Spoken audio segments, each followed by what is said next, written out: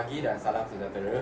Nama saya Jimmy To Beng Huat dan nombor metrik 04DAT23F1093. Kami akan membincangkan tajuk kemasukan Cina ke Tanah Melayu, dan saya akan membincangkan sejarah kemasukan Cina ke Tanah Melayu. Kemasukan kaum Cina ke Tanah Melayu telah berlaku sepanjang beberapa kurun dan pelbagai faktor yang mempengaruhi antara abad ke-15 dan abad ke-16. Pedagang Cina mulai berdagang dengan kerajaan Melayu di semenanjung Tanah Melayu dan kerajaan Melayu di semenanjung wilayah di sekitarnya pada abad ke-19. Ketibaan buruh Cina yang dibawa oleh penjajah British untuk bekerja dalam penanaman dan pembangunan infrastruktur seperti kereta api dan jalan raya juga menyumbangkan kepada pertambahan jumlah populasi Cina di Tanah Melayu.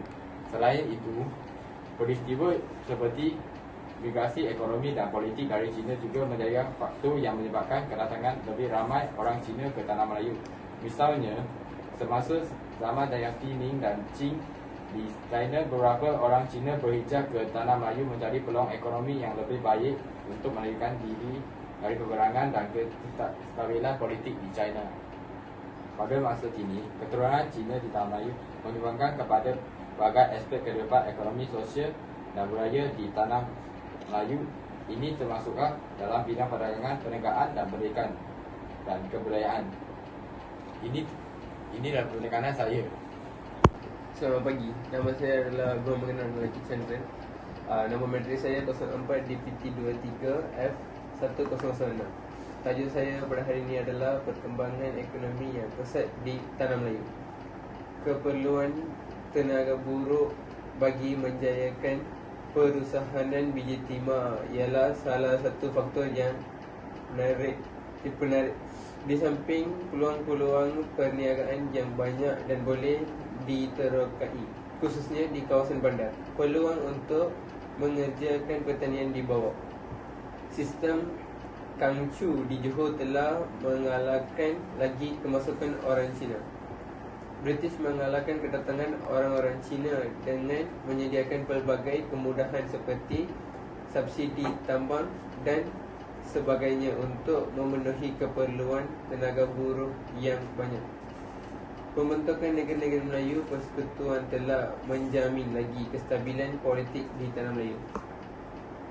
Selamat pagi, nama saya Benjamin Chong Tong Ching dan nombor metrik saya adalah 04 DKN23F1009. Saya akan membincangkan tentang komposisi penduduk bagi kaum Cina. Pertama sekali ialah kaum Hokkien. Kebanyakan kaum Hokkien menetap di pelabuhan-pelabuhan penting seperti Pulau Pinang, Melaka dan Singapura. Oleh sebab penetapan kaum Hokkien di tempat pelabuhan, kaum Hokkien kebanyakan menjadi pedagang dan peniaga. Seterusnya adalah kaum Cantonese dan Hakka. Satu ketika dahulu kaum ini merupakan pelombong dan bertumpuk di kawasan pelombong biji timah seperti di Selangor. Kaum Teochew. Kaum ini menetap di Johor dan seberang perai di kawasan pantai Perak dan kembali akan menjadi pedagang dan pertanian. Yang akhir sekali ialah kaum Hailam. Oleh sebab kekurangan penduduk kaum Hailam di Malaysia, kebanyakan kaum Hailam bekerja sebagai buruh, lading dan kedai-kedai makan. Itu saja. Selamat pagi, nama saya Hu Yong Chen. Nombor metrik saya 04 DAD23F1072. Hari ini topik saya ialah kedatangan buruh dari China. Kedatangan buruh dari China secara besar-besaran bermula sejak awal abad ke-19. Kebanyakan mereka berasal dari wilayah selatan China.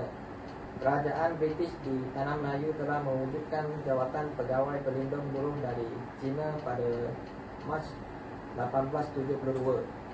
Pegawai pelindung bertanggungjawab mengawasi kemasukan buruh dan imigran dari China. Imigran Cina yang ingin datang ke Tanah Melayu akan dikumpulkan oleh ketua yang digelar Kek Tau. Adalah orang yang bertanggungjawab mengumpulkan masyarakat tempatan di China sebelum dibawa ke pelabuhan. Imigran yang datang dengan cara ini terikat dengan perjanjian serta mereka perlu bekerja untuk satu tempoh tertentu sehingga hutang dapat dilunaskan oleh majikan. Setiap imigran dibekalkan satu tiket yang menunjukkan pelabuhan yang perlu mereka tuju serta keterangan sama ada mereka bebas atau berhutang. Terima kasih. Sekian, terima kasih.